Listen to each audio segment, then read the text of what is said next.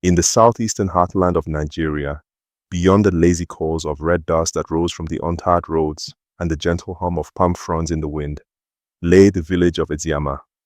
It was a village where every compound bore the marks of ancestral heritage, shrines built of mud and chalk, fire pits around which folktales were shared, and elders whose eyes saw both the living and the unseen.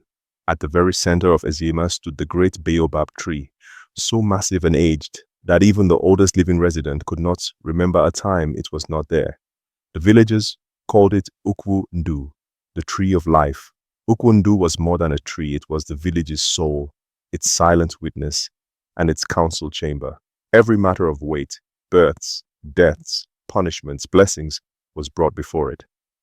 Its gnarled branches had heard confessions whispered in the dead of night and watched oaths taken beneath the burning sun. Generations had sat in its shade, leaders had risen beneath it, and lies had fallen there too, revealed by the weight of truth that the tree seemed to impose. Eziama had its king, or as they called him, the Igwe, a title carrying the weight of both reverence and fear. Chief Obi was that man. To the outside world, he was a beacon of Igbo tradition, adorned in coral beads, his red cap always perched at the perfect tilt, his eyes calm and commanding. He was known beyond the boundaries of Eziama. Other villages sent emissaries to seek his counsel. Young chiefs came to learn his mannerisms. Journalists once traveled from Lagos to photograph him beneath the baobab. The image later printed in glossy magazines under headlines praising his grace and wisdom. But those who lived under his rule knew a more complicated story. Chief Obi had not always been a greedy man. When he first rose to power after the passing of his predecessor, he had been a voice for unity, a supporter of development. He had advocated for the installation of boreholes, the building of a small clinic, and the founding of a primary school. The people had rejoiced, singing his name in the markets and at festivals. For a time, Eziama prospered, its children better fed, its sick receiving care. But time and power are twins with sharp teeth. Somewhere in the years that followed, the chief changed, or perhaps, as some whispered, the man had only removed his mask and shown who he truly was. Requests for donations increased. Levies were introduced, often without consultation. The monthly support once given to widows ceased without explanation, and the village's communal farm, once a shared pride, was parceled off, acre by acre, for mysterious development projects that never came to fruition. Yet the chief remained untouchable. His words, even when cruel, were delivered in the cadence of royalty.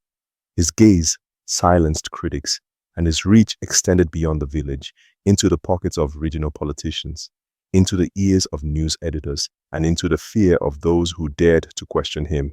In the shadow of this authority lived Amina, the only daughter of Elder Kalu and Mama Nena.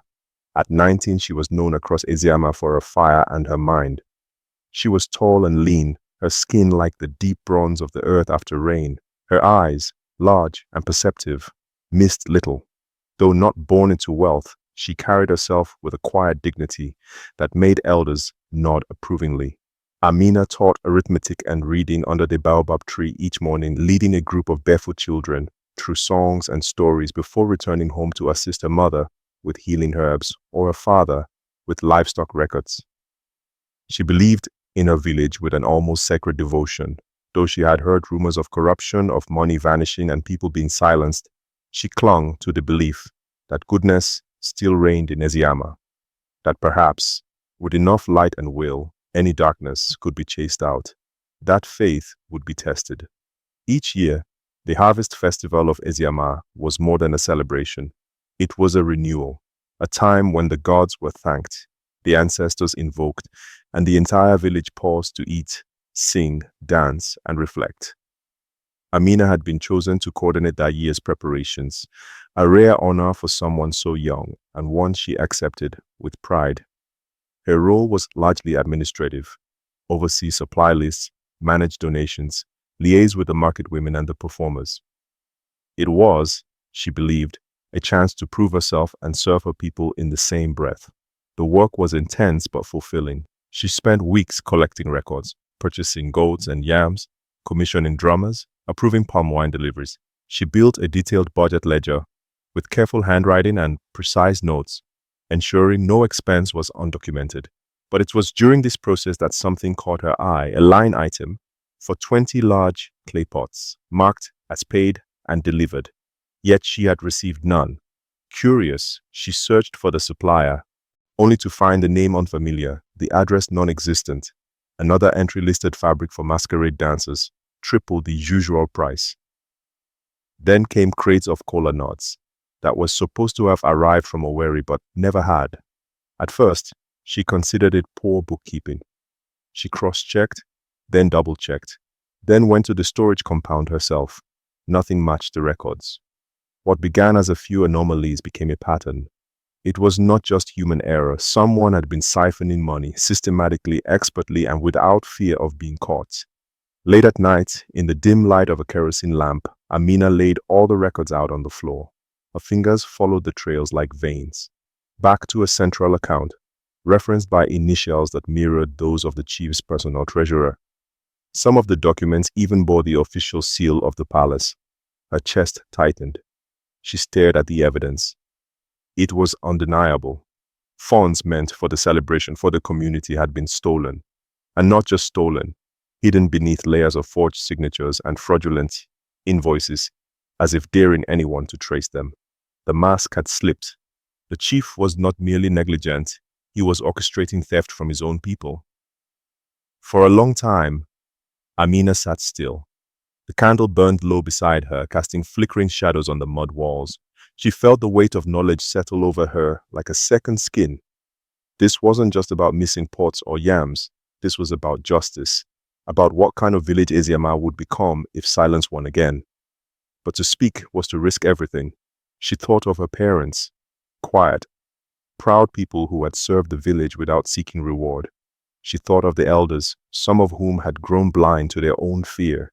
She thought of the children she taught, their future dimmed by every misused coin. And she thought of Chief Obi, a man whose smile masked decay, whose name still summoned obedience. She had a decision to make.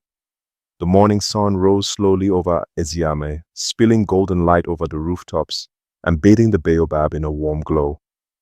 The village stirred to life with the sounds of roosters crowing, mortar pounding yam, and children chasing each other through narrow pathways. But within Amina's compound, silence reigned. She had not slept that night.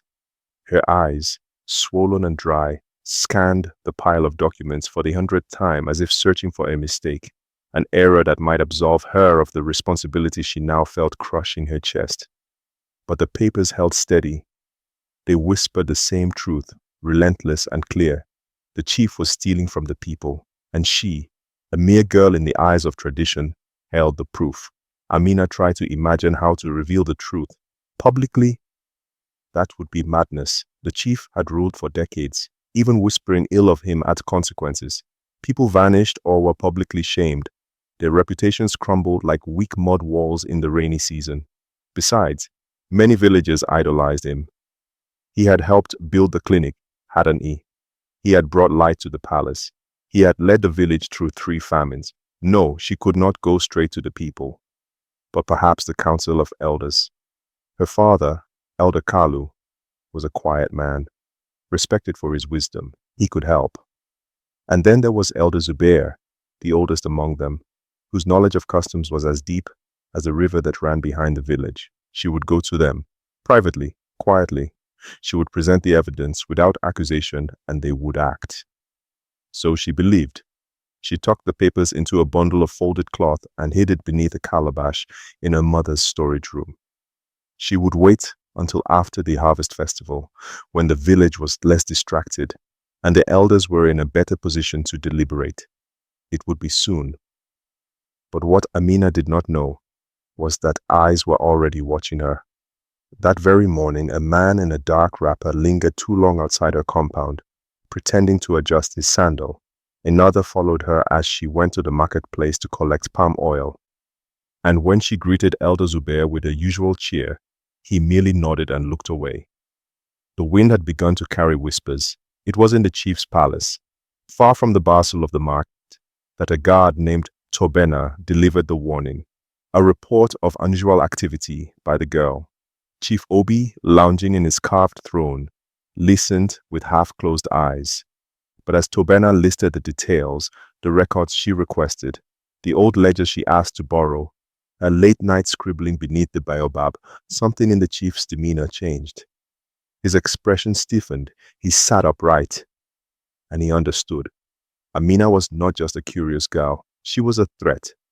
She had gotten too close to something that had been carefully hidden for years, and worse, she had the courage to act. For a long time, the chief said nothing. Then, with a small smile, he ordered a meeting with his trusted men. What followed was a carefully constructed scheme, as silent as it was sinister. It had to be perfect. A scandal that would not only silence Amina, but also shatter her character so completely that her word would carry no weight. Her name no longer evoked respect, and it had to involve the sacred, something the people could not ignore. The village shrine, hidden in the forest clearing and guarded by mystery, was the heart of Eziama's spiritual life. Within it were artifacts, said to belong to the ancestors, a carved ivory mask, a copper staff, a gourd used in fertility rites. To touch these without permission was to commit abomination, a sin so grave that it warranted exile, even death. Chief Obi knew this, and so he prepared. On the eve of the final festival day, as drums thundered and fires crackled across the village, 3 men crept into the shrine under cover of darkness. They took the mask, the gourd, the sacred anklet. Then they circled to the edge of Amina's family's compound, buried the items beneath a banana tree, and sent word to the palace guard. The next morning, the sun had not yet cleared the treetops when shouts erupted. Villagers rushed toward the source, a commotion outside the shrine. The items were missing. The priest, old and trembling, declared it a sign of judgment. Panic spread like dry leaves on fire. People began murmuring, pointing fingers. Then came the discovery by the chief's guards, finding the stolen items hidden within steps of Amina's home. A gathering was called beneath the baobab. Chief Obi stood solemnly before the people, sadness heavy in his voice as he announced the names: Amina, Ifeoma, Ngozi. 3 girls, accused not just of theft, but of violating the sacred. Gasps filled the air. Mothers pulled their children close. The 3 girls were dragged forward, disheveled and confused. Their denials meant nothing against the evidence. Bags were opened. The mask gleamed. The anklet clinked softly. The people recoiled. The trial was swift. Witnesses, handpicked by the palace, spoke of suspicious behavior. A neighbor said she saw Amina sneaking around at night. Another claimed he overheard Ifeoma mention the shrine in a careless joke. Though many villagers doubted the charges, they feared to speak. Those who had once praised Amina now avoided her mother in the market. Her father's fellow elders averted their gaze. Fear and confusion silenced truth. When the judgment came, it was delivered with a gravity. The girls would be confined until the oracle, through ritual, could determine their fate. And so they were taken, without time to protest, without chance to explain. As they were led away, Amina kept her head high. Her heart pounded, not with fear, but with resolve. She now understood the full reach of the chief's power and his desperation. He had tried to bury her truth beneath lies, but even in that moment, she made a quiet promise to herself. She would not stay buried. The cell behind the village shrine was little more than a windowless stone room dug into the earth, damp and dark, a place meant not to punish the body but to suffocate the spirit. No beds, no comfort, only bare ground, cold walls, and silence. Yet, within that silence, Amina refused to let her spirit break. She lay on the hard floor alongside her friends, Ifeoma and Ngozi. Time moved slowly in the cell, marked not by clocks or bells, but by the change in temperature, the calls of distant birds, and the footsteps of guards delivering sparse meals. Their minds were bruised by confusion and disbelief, their hearts struggling to hold on to hope. But Amina's will was sharp and unyielding. Her thoughts kept spinning, not with panic, but with plans. She remembered every item in the ledger she had hidden, every number she had circled, every anomaly she had traced. The truth remained intact, even though her body was bound and her name smeared.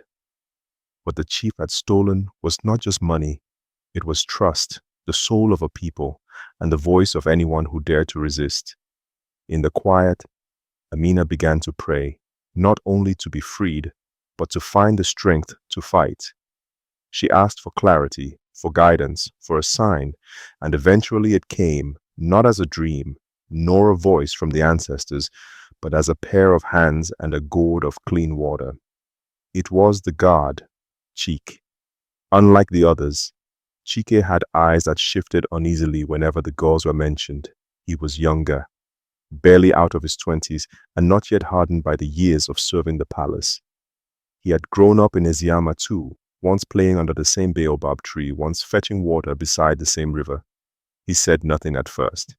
He left the water and disappeared. The next night, he returned with another gift, a folded scrap of cassava bark, inside of which was a message, "I believe you." Amina stared at the words for a long time. It was the first light that had pierced the darkness of her confinement. She tucked the message into a corner of the cell and waited. On the third night, he returned again, this time with something more. It was a worn ledger, one of the many that Amina had examined during her preparation for the festival. She recognized it instantly. The same blue cover, the same ink, the same forged handwriting. Its presence in Chike's hands meant only one thing. Someone on the inside was still watching, still thinking, still human. In the nights that followed, they developed a system. Chike would visit quietly when the other guards were asleep or distracted. Amina would scribble notes on bark strips using charcoal from the fire pit. She passed along the full story, not just about the money, but about her suspicion of the chief's reaction and the planted evidence. She listed every name, every false invoice, every item that should have been present and was not. In return, Chike confirmed what she feared. The chief had orchestrated everything. The items had been stolen deliberately. The evidence had been planted near her home. And worst of all, 2 of the shrine keepers had been bribed to remain silent. Chike did not act out of pity. He acted because the truth had scorched him from the inside. He had always admired Chief Obi, had once dreamed of being one of his palace guards. But what he had seen that week, the smug lies, the show trial, the way people who once loved Amina turned their backs without a thought, had shaken something in him. He was not a leader, but he could carry a message. Through a circuitous route of hidden notes and secret gestures, Chike managed to contact Elder Zubair, the one man Amina still believed could make a difference. The elder, though old and bent with time, still carried weight. His loyalty was not easily bought, and his respect for truth had become something of legend. When the first message reached him, he remained cautious. But the second note, accompanied by the ledger and a list of payments coded under community support, made his hands tremble. Zubair sent word, "Gather everything. There will be a meeting, in secret, beneath the baobab." From within the confines of her cell, Amina coordinated it all. She instructed Chike on where her mother had hidden the other papers. She detailed the order in which the elders should be approached. First Zubair, then Elder Malachi, who had once opposed the chief on land redistribution, and then Elder Fatima, who was known for her fierce independence. She didn't just want sympathy. She needed truth to be undeniable. She wanted evidence layered so thick, voices so diverse, and proof so solid that even the chief's silver tongue could not dissolve it. As Chike moved in the shadows, Ifeoma and Ngozi supported Amina with their quiet strength. Ifeoma, whose mind was as quick as a hawk's, helped her reconstruct timelines, recalling moments that might serve as testimony. Ngozi, who had always been the village's best record keeper, scribbled financial sequences from memory. Together, they sharpened the blade of justice. Days passed. The villagers carried on with their lives, unaware of the storm quietly forming behind the walls of the shrine. They still gossiped, still debated the guilt of the girls, still argued over what the oracle might declare. But beneath the noise, a handful of people began to question things. Why had the trial been so swift? Why had the chief not allowed their parents to speak? Why did Elder Zubair suddenly stop attending morning gatherings at the palace? The whispers, once aimed at Amina, began to change direction. By the seventh night of confinements, the plan was in place. Zubair had agreed to confront the chief, not in the palace, not in a private gathering, but under the baobab before witnesses, before the village. It would be a risk. The chief still had allies, but Zubair believed that truth, when shown clearly, carried its own protection. The meeting was set. Amina, Ifeoma, and Nozi were told nothing yet. They remained in the cell, unaware of how close they were to a reckoning. Yet, in a heart, Amina could feel the shift, the subtle change in air, the way the world seemed to hold its breath. The seeds had been planted. Now came the storm. The night air in Eziama was thick with heat and unspoken tension. A breeze occasionally stirred the palm leaves, but even the wind seemed to hesitate, sensing the heaviness that clung to the village. The baobab tree stood as it always had, solemn and unmoved, its ancient limbs stretching toward the stars. Tonight, it would once again witness the unmasking of a king. It had been many years since the villagers had been summoned for a night gathering. Such meetings were rare and sacred, reserved for times of great transition or grave wrongdoing. No festival drums sounded, no chants filled the air. Instead, a quiet urgency spread from compound to compound, passed in hushed tones and cautious nods. The elders would speak tonight under the baobab, and the people were to bear witness. Those who knew the old customs understood what this meant. When matters of truth grew too large for backrooms, they returned to the base of the tree of life. There, in full view of the community, beneath the same sky as their ancestors, justice could speak freely.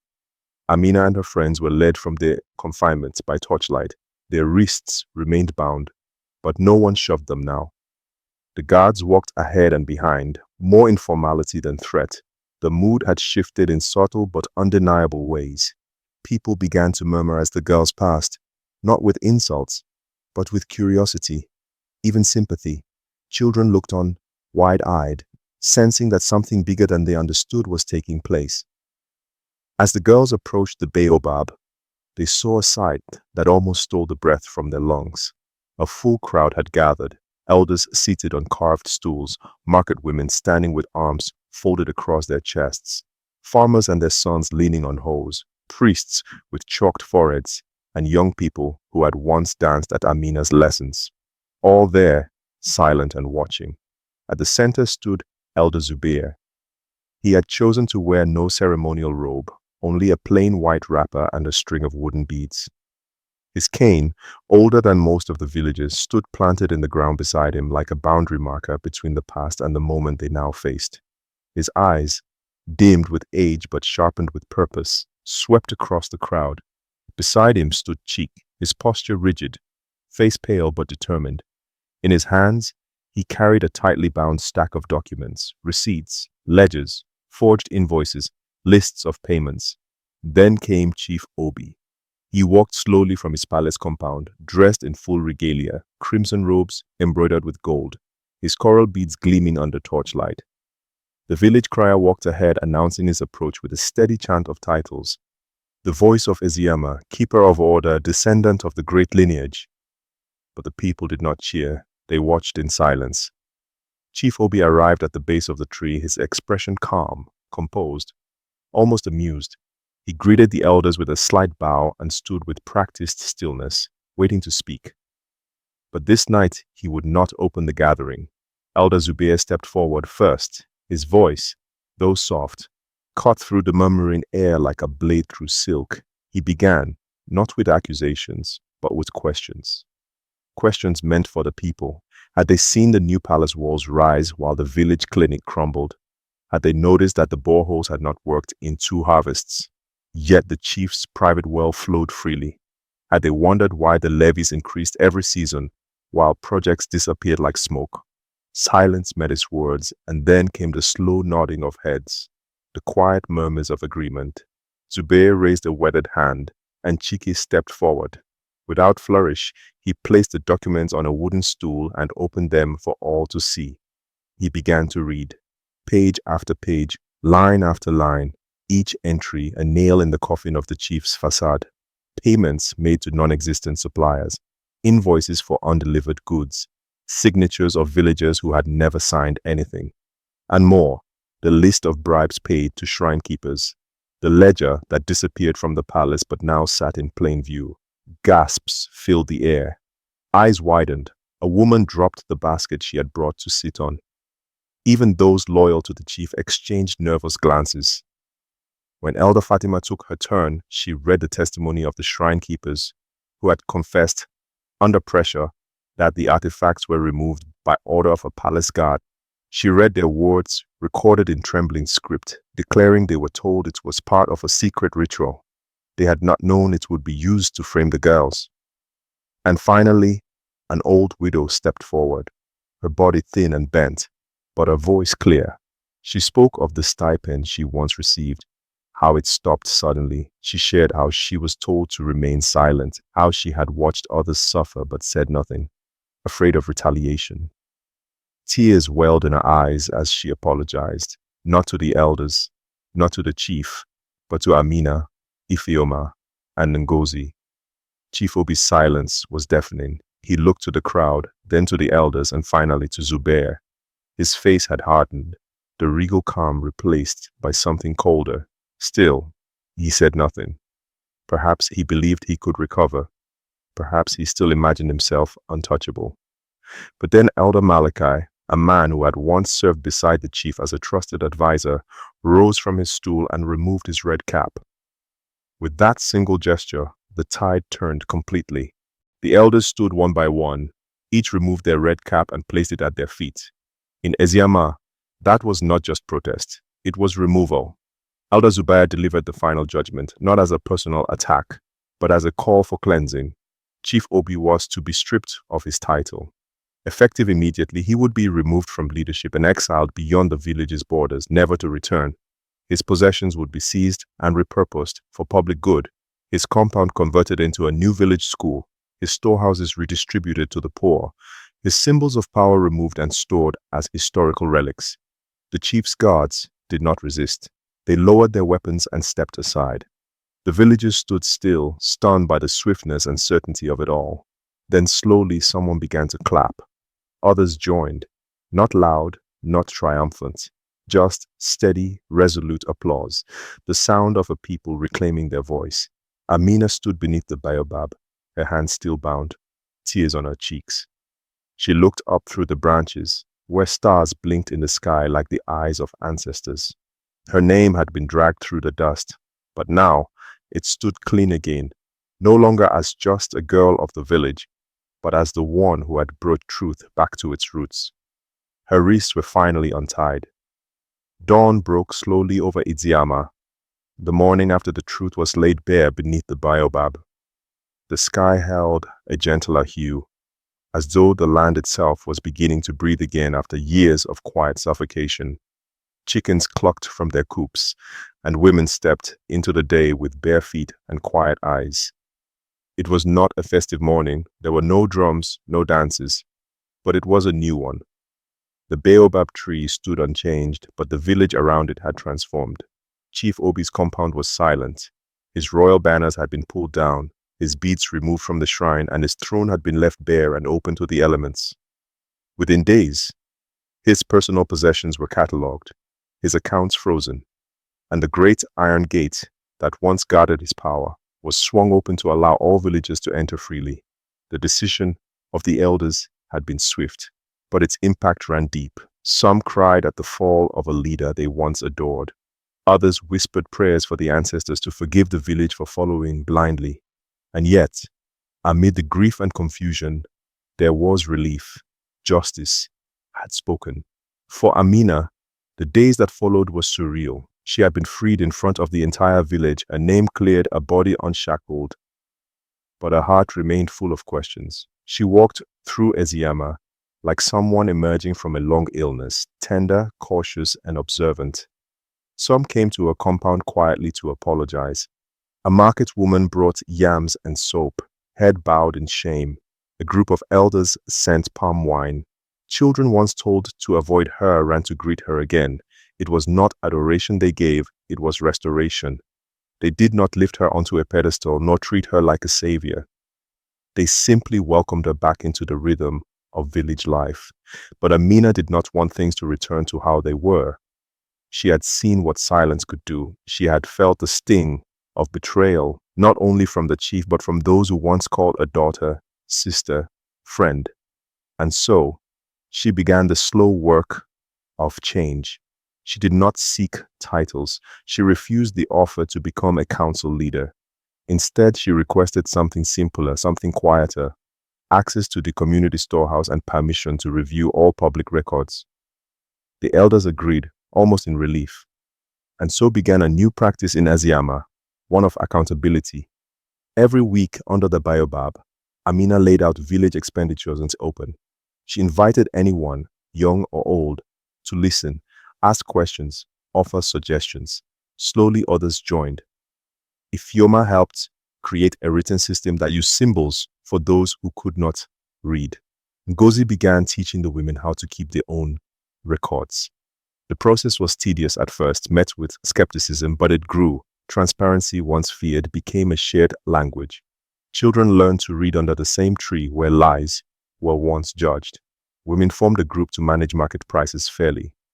The shrine keepers, disgraced by their role in the frame-up, requested to undergo a purification ritual and now served under a rotating council of watchers to prevent any future misuse. Amina also started a literacy circle, inviting young girls in the evenings. She taught them not just how to write, but how to question with wisdom and to seek answers with patience. She told them the story of the festival not to inspire fear, but to show what courage looked like when it had no weapons, only truth. The baobab tree, once a place of judgment, became a space for healing. Its shade now offered not just protection, but participation. Beneath it, people argued and laughed again, debated and danced again. Elders began to rotate responsibilities more often. No single voice ruled anymore. The changes were not magical. There were still arguments, still mistakes, still moments when old habits tried to resurface. But now, the people of Eziama were different. They had tasted both injustice and justice, and they could tell the difference. As for Chief Obi, he was last seen walking down the road that led toward the distant hill country. No one followed him. No one stopped him. His exile was both literal and spiritual, a removal not just from land but from memory. The elders decided that his name would not be mentioned during annual rituals for 10 years, not out of hatred, but as a form of cleansing, a pause in history to give the future room to grow. On the first new moon festival following the ordeal, the village gathered not to worship a man, but to honor the people. They brought offerings of kola nuts, yams, and palm wine, not to a chief, but to the earth, the sky, and the ancestors. Songs were sung, not of a ruler's glory, but of community strength. The drums spoke a new language that day, of resilience, of the power of the ordinary, and of the courage of women who refused to be erased. Amina stood near the baobab, watching. Her parents stood beside her, their hands linked. She did not wear fine cloth. She wore a simple wrapper and a scarf over her braided hair. She did not speak publicly. She listened. The breeze caught the edges of her wrapper, and above her, the baobab leaves rustled like soft whispers. Some said the tree had a spirit. Some said it remembered. If so, it now held a new memory of a night when the people rose together, when lies crumbled beneath truth, when girls once shamed became women of purpose. The baobab did not speak. It did not need to. It stood.